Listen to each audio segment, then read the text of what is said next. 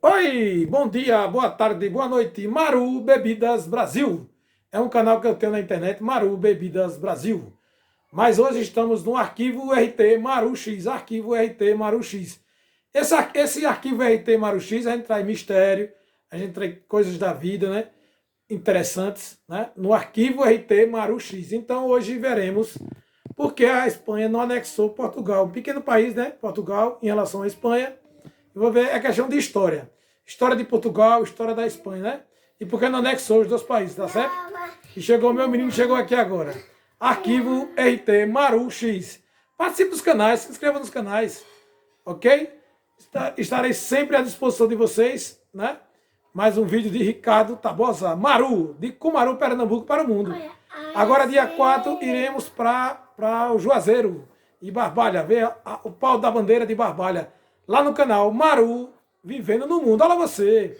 Iremos ver agora uma pequena história sobre a Espanha. Olha aqui, meu menino. Papai ama esse menino. Ei! Olá, amigos! Todos os dias conosco, aprenda um pouco mais de conhecimento. Desde a unificação no século XV, a Espanha tem sido uma potência muito poderosa, suas colônias espalhadas pelas Américas, partes da Europa e Ásia. No entanto, Portugal, um país vizinho muito menor, com apenas uma saída para o mar, não foi conquistado pela Espanha. Por que eles conseguiram se proteger da anexação espanhola? Historicamente, a Península Ibérica era conhecida como Hispania, povoada por povos celtas, e foi conquistada pelos romanos por volta de 210 AC. Por volta do século V, o Império Romano do Ocidente entrou em colapso, e a península foi ainda mais invadida por tribos germânicas, os Suevi, vândalos, e finalmente, os visigodos.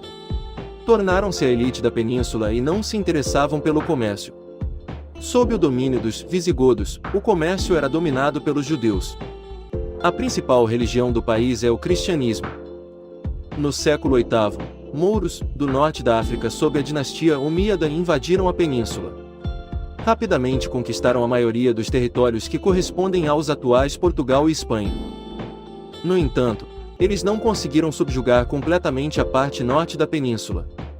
Sob o domínio dos mouros, as pessoas que viviam na península ficaram conhecidas como Al-Andalus. Eles gradualmente adotaram o Islã como sua religião oficial. No século XI, quando a dinastia Omíada enfraqueceu, os reinos cristãos se levantaram para lutar na parte norte da península, como Aragão, Castela e Navarra. Os visigodos se levantaram lutando pelo controle de uma área chamada Portugal. Afonso Henriques tornou-se o primeiro rei de Portugal em 1139.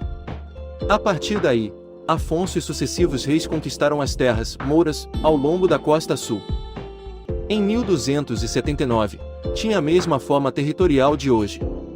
Nas restantes áreas, o reino de Aragão e Castela era o mais forte, e unia os pequenos países vizinhos, e atacava para sul para expulsar os mouros. Em 1250, apenas Granada, a parte mais meridional da Espanha, ainda estava em mãos muçulmanas. Em 1469, Fernando, herdeiro de Aragão, casou-se com Isabel, herdeira de Castela.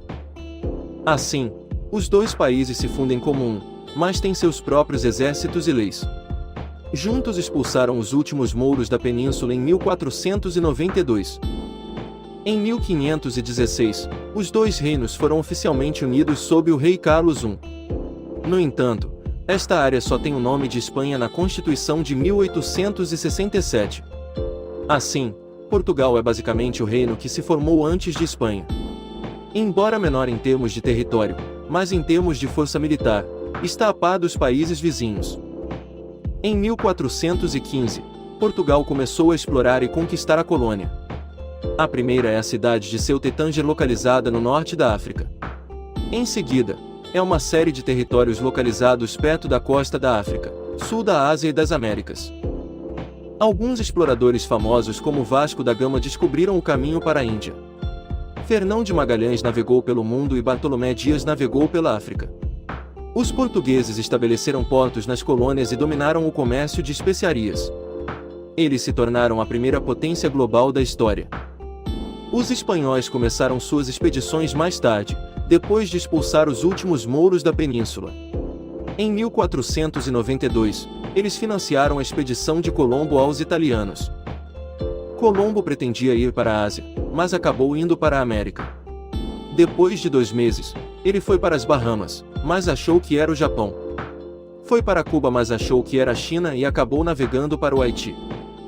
Depois disso, Colombo voltou para a Espanha com muitos produtos desconhecidos na Europa, como cocos, tabaco, batatas e histórias na travessia do Oceano Índico, na verdade, o Oceano Atlântico.